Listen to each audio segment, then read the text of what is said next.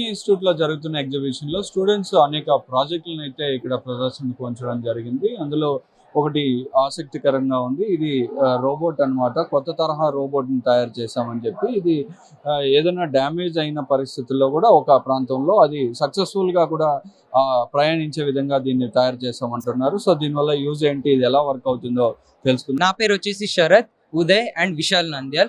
So ఈ project వచ్చేసి ఇప్పుడు ప్రస్తుతం నడుస్తున్న రోబోట్స్ రెవల్యూషన్లో అన్ని రోబోట్స్లో ఒక్క గ్యాప్ ఏంటంటే ద రోబోట్ డిసేబులింగ్ బేసికలీ.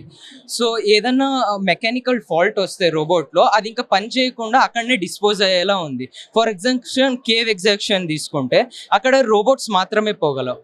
అక్కడి నుంచి బయటకు వచ్చే టైంలో ఏదైనా ఈ అన్ఈవెన్ సర్ఫేసెస్ వల్ల ఆ లెగ్స్ అనేవి డ్యామేజ్ అయితే ఇంకా ఆ రోబోట్ అనేది అక్కడనే మిగిలిపోతుంది and it's completely waste of work.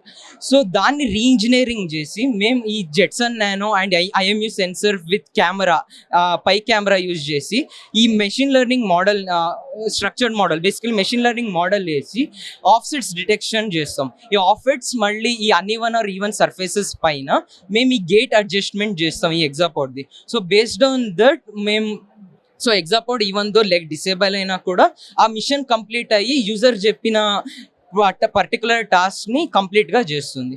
And అంటే ఇది ఎలాంటి వారికి ఉపయోగపడుతుంది?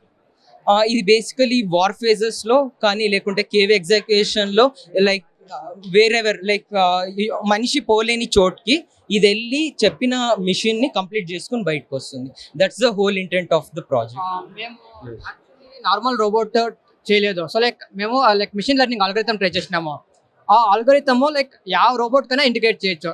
ఇప్పుడు ఇది జస్ట్ ప్రూఫ్ ఆఫ్ కాన్సెప్ట్ కి తీసుకున్నాము. మనం లెట్స్ సే 4 లెగ్ రోబోట్స్ చేసుకోవచ్చు, లేకపోతే 2 లెగ్ రోబోట్. ఏమన్నా ఫాల్ట్ వచ్చినా అది ఆటోమేటిక్ గా అడ్జస్ట్ అయ్యాకట్లా మిషన్ లెర్నింగ్ ఆల్గోరిథం ఇంప్లిమెంట్ చేసినాము. అది మా ఆబ్జెక్టివ్. ఇప్పుడు మొత్తం కూడా రోబో అనేది కానీ డ్రోన్ టెక్నాలజీ అనేది కూడా ఎక్కువగా కూడా వాడుతున్నారు. అయితే ఏదన్నా దానికి ప్రాబ్లం వస్తే అది అక్కడే కూడా ఆగిపోయే పరిస్థితి ఉంటుంది. కానీ వీరు తయారు చేసిన ఈ రోబో మాత్రం ఏదన్నా ఇందులో ఒక ప్రాంతంలో ప్రాబ్లం వచ్చినా కానీ దానంతటా అదే దాన్ని సరి చేసుకొని మరో మిషన్ని ఏదైతే దానికి ఇచ్చిన వర్క్ అనేది కంప్లీట్ చేసే విధంగా ఇది నడుస్తుందని చెప్పి పూర్తిగా కూడా స్టూడెంట్స్ ఒక కొత్త ఆల్గరిథం అనేది తయారు చేసి దీన్ని ఇంప్లిమెంట్ చేయడం వల్ల కూడా ఇది పనిచేస్తుందని చెప్పి చెప్తున్నారు. కెమెరా పర్సన్ సునీల్ తో కలిసి ఋత్విక్, కేబిన్ ఆంధ్రజ్యోతి, బెంగళూరు నుంచి.